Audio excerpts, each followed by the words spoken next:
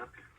Yes, sir. I saw a trailer on the web, and I want to find some more information about it. You want the number? Oh, yeah, do you have the stock number there, sir? Yes, sir. It's 0JREINK191SD.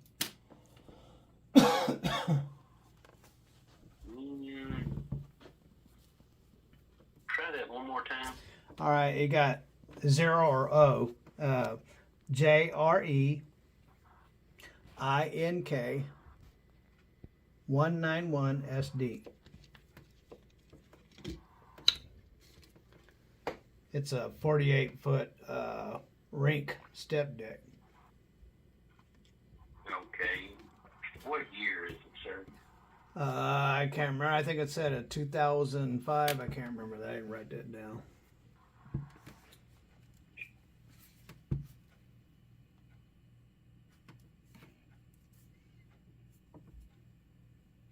Yeah, it says right here. I wrote it down. 2005. Okay. Step deck. Yes, sir. So the reason why I'm calling and asking about it is the pictures that you have on it are very vague, and I would like to have some pictures of around the suspension on the chassis, and some pictures of where the fifth wheel plate mount, and then an overall picture of the deck. Okay. Okay. So if I could get those so I can look at it, because I'm interested in it. Yes, sir. And your number is 270-8. And my name's Right. Stephen Howard. Okay, Steve. Give me a little bit and I can get them for you, sir. Okay, thank you, sir. Thank you. Bye-bye. All right, so you just called up Don Baskins out of Tennessee, and they're going to text you some pictures of this trailer. Yeah, I mean, it's Don Baskins, so you can't expect a whole lot, but I want specific pictures, and that's of where the suspension mounts to the front and the back of the frame. I want pictures of the frame in that area. And then when you go up front, I want pictures of where the fifth wheel is and how it's mounted. And then I want an overall picture of the deck. It's not exactly what I want, but beggars can't be choosers. And, if I had thought that I was going to do this at the beginning of the year, I would have had $20,000 more to work with instead of living on. And so, but that is what it is. And if I could get this, it only cost me $250 a month. So, I can get it and get some ramps for it, get it all loaded up and geared up, and probably order some new tarps or whatever. I don't think I'll be tarping a whole lot, but you never know. I know Get some boxes on it and so on and so on. Just get it set up, and that way, as long as I'm working and keep building and build myself something, I'll have something to lean on. So. Well, I know that you kind of were hoping that at one point you were looking at a conestoga. You would love to have a conestoga so that you didn't have to do any tarping. But the conestoga market is a limited market. You get a flatbed, 53 or 48 foot flatbed. You can go anywhere in the United States and get loads.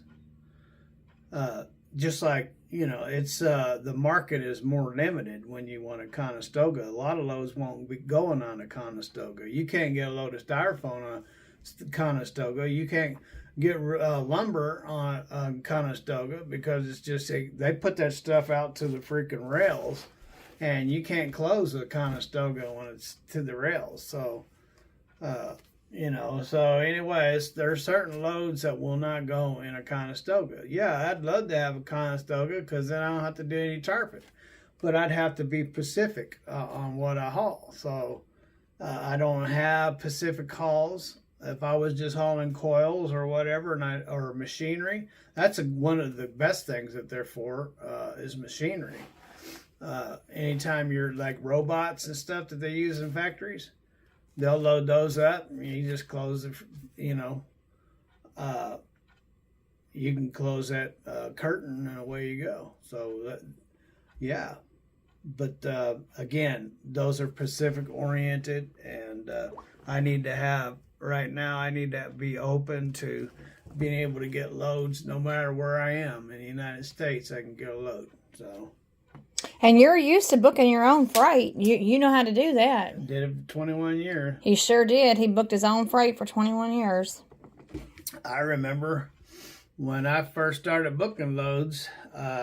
That I had to have this big old card that slid in the side of the laptop, and I had load boards, and I was up in Washington, above Seattle, out there at the TA, and I was on the radio, and people heard me looking at loads, and I had a line of people that were coming over and looking in my truck and wanted to see that my setup, because I was one of the first ones that ever had that setup in their truck where I could book my own loads right there in my truck. Most times you had to call a broker or you had to go in and look at the load board on the wall, but to do it in your own truck, that was unheard of. Back in the day, that's right. Yeah, You were like a pioneer. You were a pioneer in that field. So I wasn't the only one, but that's how I started off. But it wasn't common to see a trucker with a like laptop. I said, it was so unheard of. Everybody had to come see it.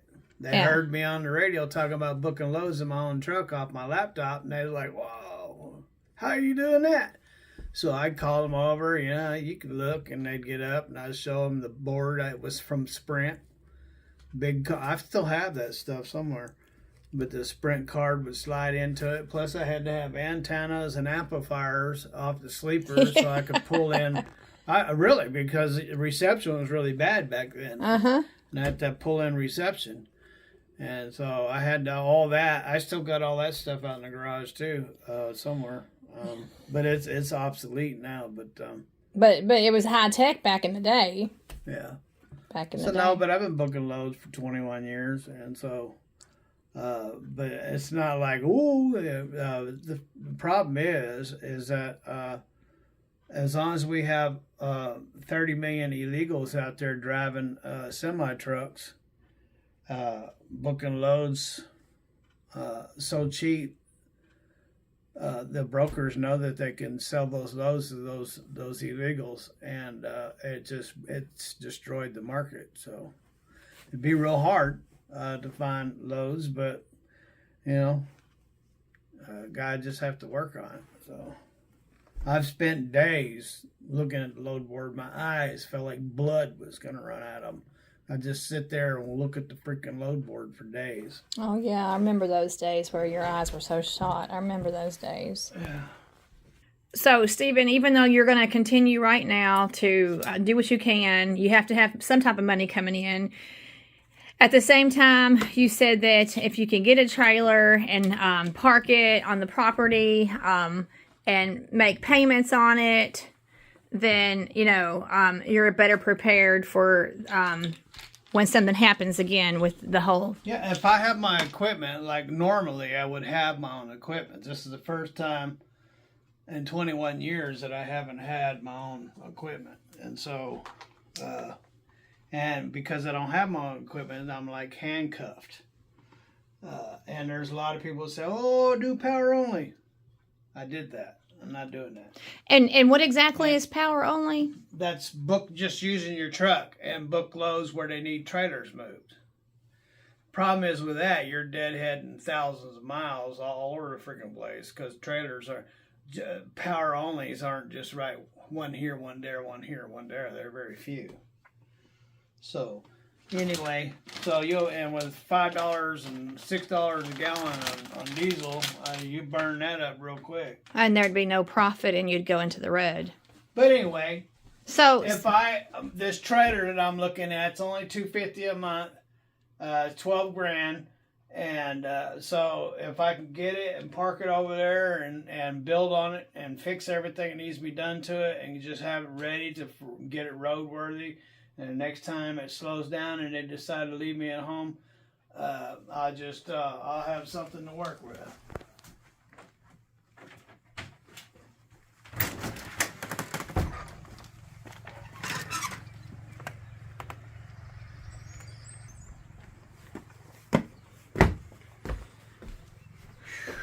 What did you say about it? You're having a hard time getting used to not having your beard? I said it takes a little bit of getting used to see my face without that walrus beard on my face. Well, maybe you. These rocks keep coming in. Well, maybe you'll. Somebody's big boots. Maybe you'll end up keeping it shaved off. Maybe you'll just go to mustache only. It'll be back in a few days. Will it? Big old white beard going there.